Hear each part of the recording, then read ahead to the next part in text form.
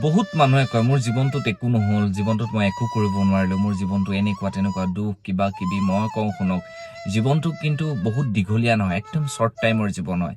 ক'ত কেতিয়া কাৰ কি হৈ যায় কোনেও গম নাপায়। মই সেইকাৰণেই কওঁ যিমানখিনি সময় পাৰে সিমানখিনি ফূৰ্তি কৰক। টেনশ্যন বহুত থাকিব, ঘৰুৱা টেনশ্যন থাকিব, মানি টেনশ্যন থাকিব, বিভিন্ন ধৰণৰ টেনশ্যন থাকিব।